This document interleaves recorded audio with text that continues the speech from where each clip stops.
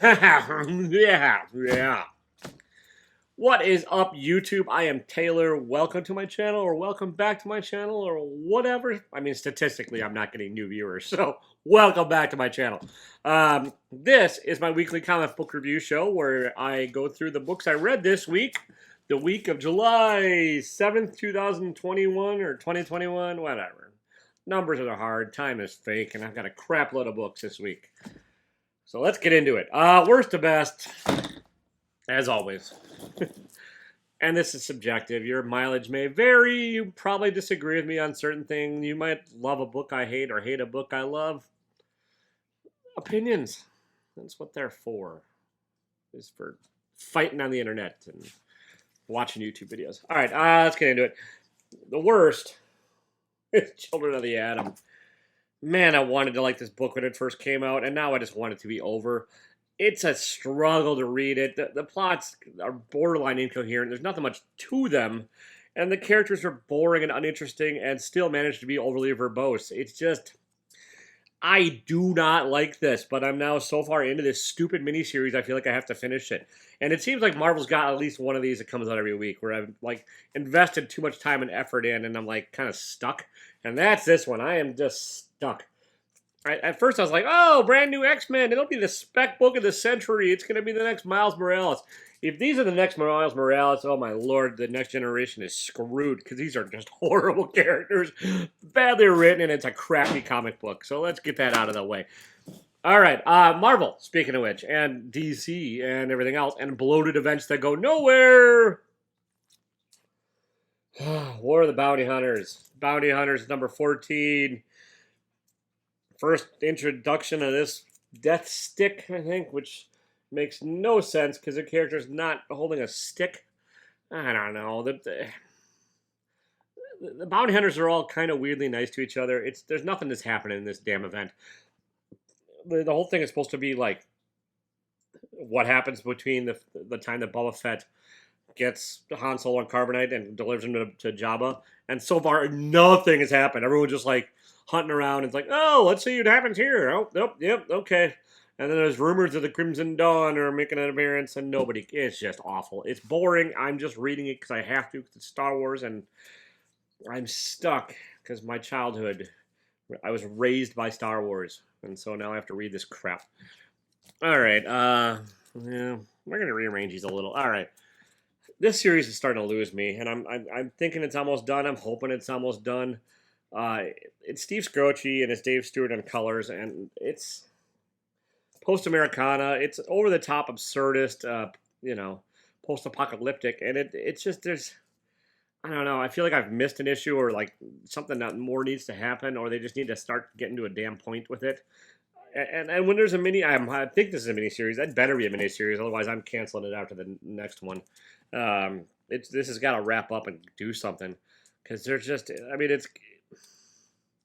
I couldn't even tell you how they got to the point in this one. I don't remember enough from the previous issues, but it's not usually a good sign. I mean, sometimes it happens when books take forever to come out and stuff. You're like, oh, I need a refresher, but I just don't remember how this got here. I liked it at first, and I still like his artwork. Steve Scrocci does some like really fun drawings and some really detailed kind of almost quite frankly artwork, or Frank Quitely, whatever the guy's name is. But I just, the story's just not doing anything. It just needs to like be absurdist if you're going to be absurdist, and just develop and like have, if you're going to have action, which is nothing wrong with that, like have action that matters. This is, I mean, there's a lot of action, just none of it matters. I don't think. Maybe it does, but it's just, whatever. All right, yeah. America Chavez, made in the USA. This is sort of an origin story. It's just not enough happens in this one. It's not horrible. It's sort of revamping her character, and like everything you knew about her was false, which I don't always love either. Not that I'm not super invested in America Chavez's character, and I know her origin story always was a little bit odd, but like they're trying to make it so there's a program now, I guess. I know, without spoiling a lot of stuff. It's fine. We're in the fine section. Fine t-shirts are available at TaylorWinter.com. Shameless plug. They're fine. The t-shirts are fine. Everything's fine. These books are all fine. Be better than fine.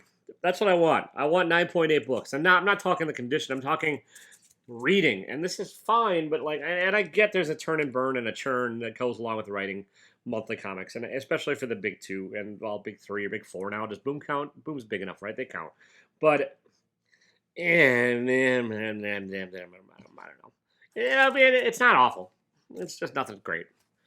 All right. I still like Wonder Girl number 2. I still like the character of Wonder Girl.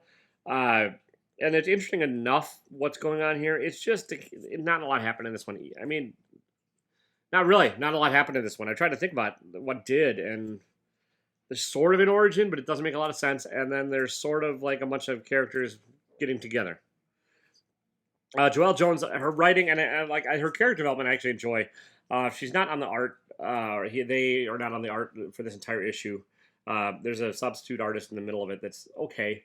And I'm not. I know other people have complained about it in other videos, but that doesn't bug me. It's just there's just not enough here in this one. So I'm still gonna read it for at least 1 or 2 more issues, and hopefully it'll pick back up. But like the second issue slump, I think is what it is. So I keep hitting my mic. Sorry if it's making loud noises. It's just I'm working on a setup here, and yeah, never mind.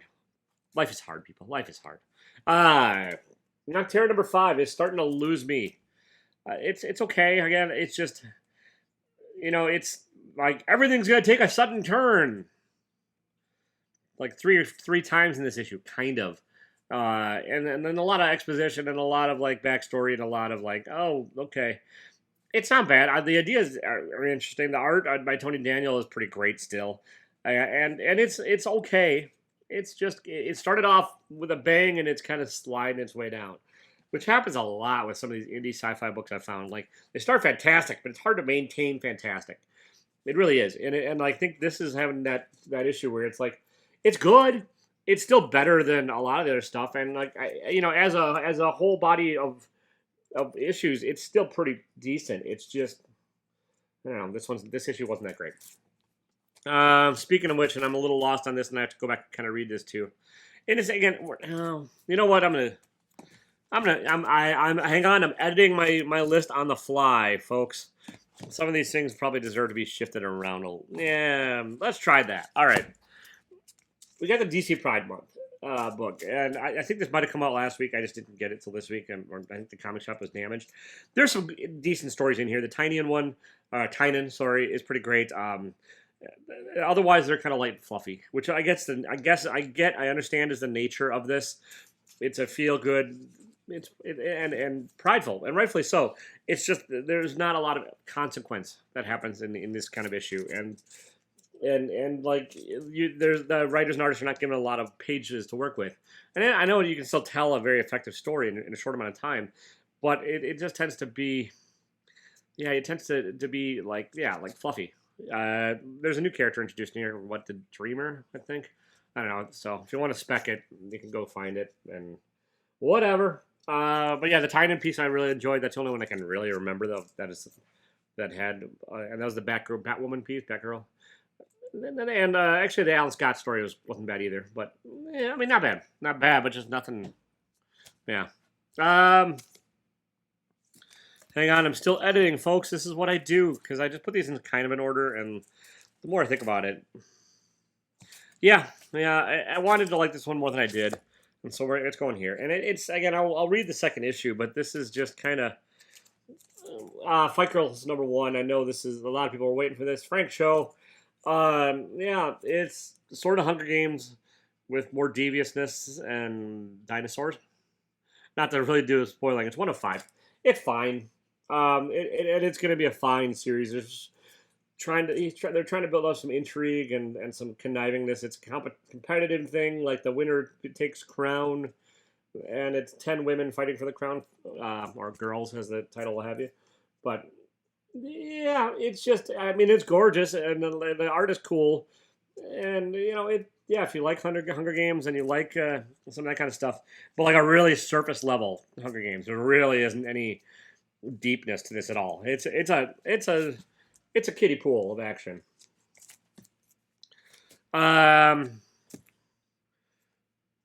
Yeah, I've torn. Okay, we're gonna go with this one. Crush of Lobo number 2. It's decent. Crush is still internal monologuing all over the creation, and I actually like the character, and I like Tamaki's interpretation of her. Um, it's just it's again it's an issue where just not quite enough happens. And when you're only dealing with a miniseries, you really should make it a little punchy and have that's stealing somebody else's words. But yeah, you just more should happen. Like you can have this internal dialogue and stuff. When you have a limited space and you're not dealing with a ongoing series, you should compress it a bit, I think. And this needed some compression and a little more action. Um, it's a lot of introspection, a little bit of origin with the girlfriend, how Crush met her, now ex-girlfriend, I guess, and that kind of stuff. So it's interesting. The art is decent, and again, I like the character, I like the characterization. I just need a little more in there. I just need a little more per issue. So, speaking of things I need to speed the hell up and start getting somewhere. Batman. Holy crap. This is actually one of the better Batman issues I've read lately. It's Batman versus the Peacemaker, Peacekeeper, whatever the hell the guy's name is. Who the hell cares? Tynion introduces new characters every 3 pages in this damn book. And the art's great. Jimenez is great, and I get what Tynion's trying to do. He's trying to be nuanced and show that not all heroes are shiny and not all villains are evil, and like there's gray in the middle. And sometimes it works, but sometimes you just need a big bad guy in a superhero comic. And like while there are big bad guys in here, it's just kind of like the plot needs to do something. I mean, there's a big fight scene in this, and it's interesting, and Batman kind of gets it. Well, I don't want to spoil it, but just do something. Just get somewhere. Get to a point. I know I was complaining about miniseries, but like ongoing series, to compress this shit. Like just tell a more tight story, and give me more per issue. And like I don't care about the Ghost Maker, Ghost Keeper, Ghost whatever the heck backup. You're not going to make me give a shit about that character. That's why I know I said shit twice in like 2 minutes, but I just don't care. It's not a bad character. I just don't care. It's another Batman. Like it's like literally another Batman in a white costume with slightly more douchey. Okay, good. There's a lot of Tynion on this list today. Win number 8. And again, it's fine. I felt a little bit like lost, and like it's starting to get somewhere, but you can sort of, if you give Tynion room to stretch things out, he's going to stretch things out. And I like the first arc of this, where it was like originally as a graphic novel, like a 5-issue kind of pretty tight story. That's great, and I thought it was done. And now they're just kind of spreading out the world and ongoing here, and it's like kind of feels a little aimless. And I get that it's probably going somewhere, and I know the direction it's probably heading, and the art is still very cool by Michael Dionysus. I'm sorry, I butchered the last thing. And it's not even a bad story. I can see it being animated, and I am still along for this ride. It's fine. Again, we're in the fine section, and I tend to tear the fine section apart a bit. Maybe I'm a little too harsh, but it's just kind of how I feel. Like I want things to get past fine. Like I'm fine if the book is 50 years old and worth $8 billion. Then I'm okay with the 6.0. If it's new, I want to be a 9.8. And I know I mixed metaphors and all that, and I want storytelling to be excellent. That's what this is decent. I'm still enjoying Suicide Squad. I like Thompson's iteration of it, and I like kind of what's going on in here. It's just I couldn't tell you what happened in this issue. I read it 2 hours ago, and I'm drawing a blank. Oh no, wait, never mind. I got it. Okay, it's Bloodshot. This is a Bloodshot issue.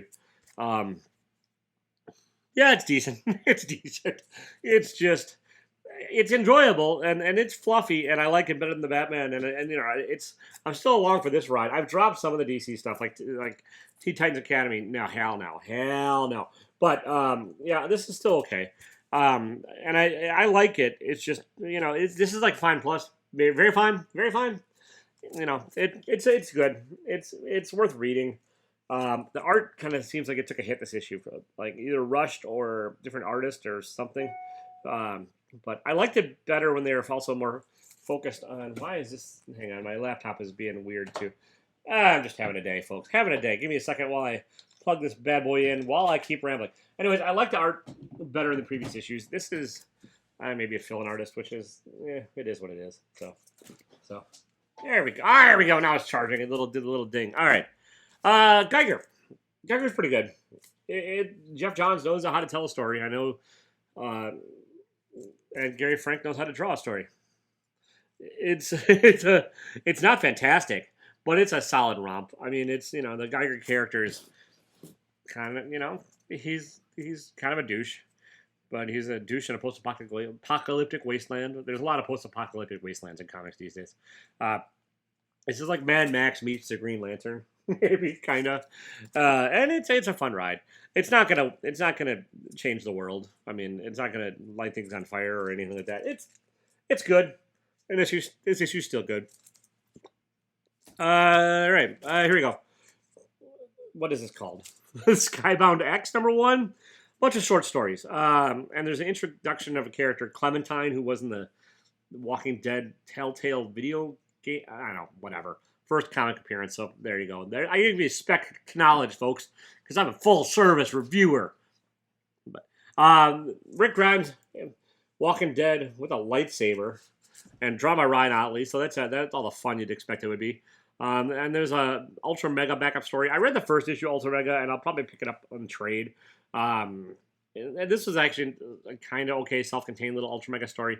The Clementine story is yeah, it's decent too. It's well drawn, and it's just mostly wordless. So you can kind of go through it pretty quickly.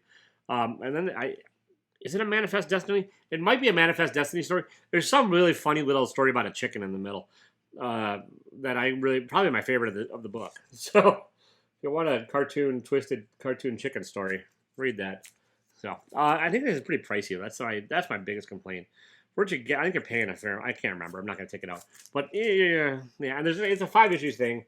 Apparently, new characters every issue, so they get you hooked. So yeah, decent. All right, my favorite X book by a lot, and it's again, it's not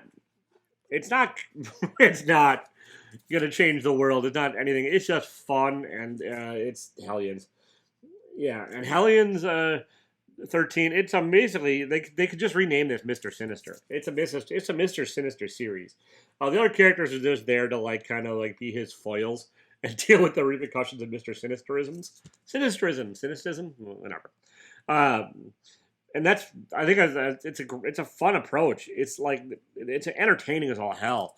And Zeb Wells really has a handle on the kind of douchery that it takes to be Mr. Sinister and his weird obsession with capes and appearances and stuff and conniving plans that are backfiring and stuff. If you're not reading Hellions, you're missing out. This is a pure escapism. It's not.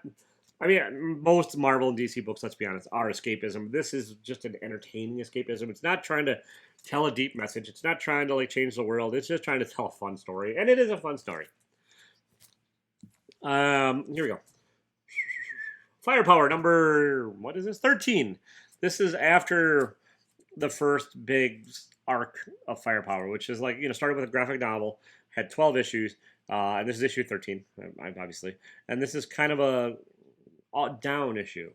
It's kind of a breather issue. It's kind of a, it's fluffy. It's probably a little fillery, but it's still I think it's a nice pause in the action. I think you need to take a breath and every once in a while, and that's kind of this book. Everything's not all happy for the family.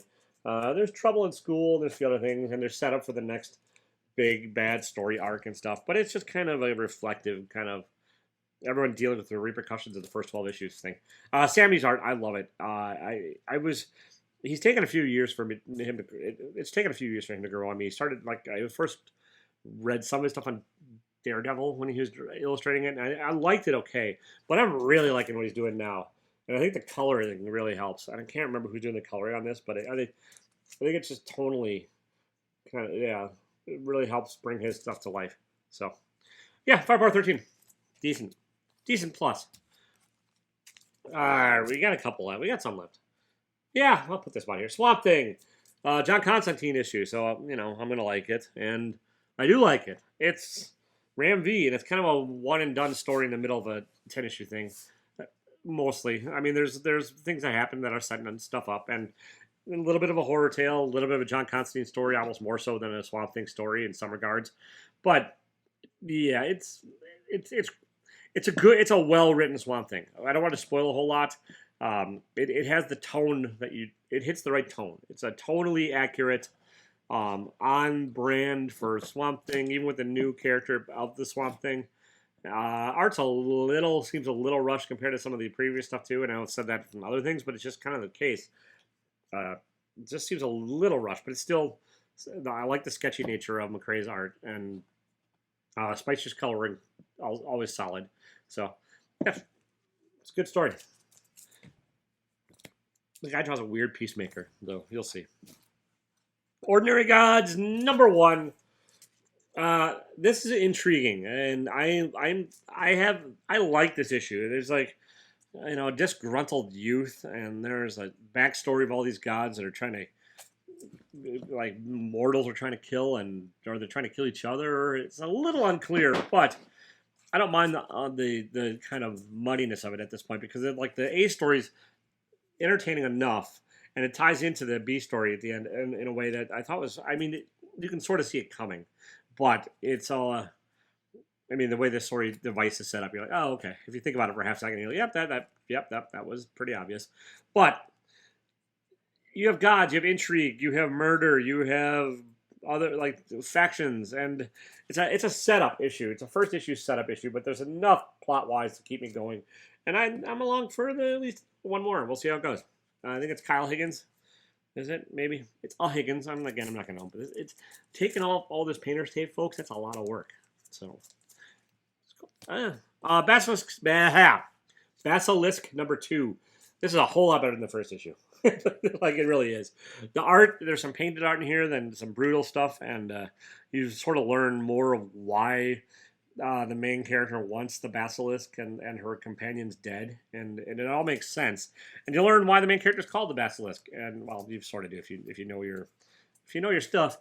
And then there's other characters and powers and evil, and yeah, you're still kind of enough of a hook. You're like, how did this all happen, and what's going on, and what? But it's getting there. This again, I found indie comics either start with a great #1, crappy #2, or they start with a mediocre #1, and hopefully they have a great #2, and that's kind of Basilisk. Mediocre issue #2, or mediocre issue #1. Sorry, much better issue #2. Jonas Sharp is doing a great job on the art, especially the painted art. And Cullen Bunn, veteran, does his stuff. So that's those two. We've got 2 left, and I could probably put these in either order, but I'm going to give the credit to the new person for the finale. So that means Nice House on the Lake, my 3rd or 12th James Tynion book of the week. My lord, slow down, dude, or just start writing movies and get the big paychecks, which this feels like it's written for a movie, honestly, anyways. Nice House on the Lake #2 follows up Nice House on the Lake #1, and lots of dialogue, lots of talky. There's some written pages that are not comic-y, which he's been doing in a few things. He did it in Department of Truth. He's doing it here, and you learn a little bit more about the characters, but they're still kind of lost, and so you're still kind of lost, which is okay. And not a whole lot happens in here. There's bagels, there's breakfast, and it really is mostly talking and trying to figure out through the eyes of the characters what the hell's happening. And so you're kind of like, what the hell's happening? I mean, you understand if you've read the first one, which I don't want to spoil it. You know what's happening, but they don't. The characters trying to figure it out, and you sort of are like wondering if what they say is happening is really happening, or what. Yeah, words are hard. Anyways, solid issue. I want to go live in this house. It's a gorgeous house. It's nowhere. This house does not exist in Wisconsin. I guarantee it. But Alvaro Martinez Bueno, I like the art quite a bit. Moody, atmospheric, little gray, little dark for Wisconsin, but that's just a minor nitpick. It's a solid book, very entertaining. If you like his Something That's Killing the Children, I'd recommend picking this up. If you like his Batman, you can probably skip this, because he's much better on this kind of crap than he is on Batman. And here we go. My book of the week is by Boombox, the young Boom version of Boom, Mamo. And it's not a witch, and a girl that needs a witch. And it's a Sauce Millage. Does everything. I don't know if I don't think the coloring is done by Sauce, but I think the writing and the art and maybe even the lettering. yeah, this is an entertaining romp. If you like Wind, or if you like, I'm trying to think of what some of the other like younger adult stories or kid stories that have been out lately. I know there's a few, but I'm just drawing a blank. You'll probably like this, and it's a solid. Oh, Witches is the other one that I can think of offhand. But I like this better than Witches. This is a good first issue, and then the art is effective. I like the art style. Um, and I like the sort of simple line work, flat coloring for the most part, and you just nice take on things, and a nice take on the witch, and a nice take on the main character. I don't want to spoil the plot. It's a quick read, but if you're looking for like an escapist kind of like family friendly fantasy, oh yeah, that's three Fs in a row. Mamo, and it's a solid issue. Uh, this one's definitely getting on my pull list for the next time. So, all right, there you have it, folks. There's a lot of books this week. I know, and I might have rambled on for a little bit longer than normal. I don't know. To keep a track of time is hard because time is fake. Actually, it's about the same. So, that's my stack. Did I miss stuff? Probably. Did I read stuff I can probably drop? Yeah. Stuff that will wait for trade? Yeah, I should. This is an expensive week. I need to quit this. Or, get a Patreon or start selling some t-shirts or something. T-shirts! TaylorWinter.com. If you buy shirts, I can buy more comics and I can ramble on for even longer. And who doesn't want that? Because, all the words of wisdom spewing forth from this mouth, they're fine, right? All right, that's about it. Don't be a dick even if the world ends and you're trapped in a nice house on the lake.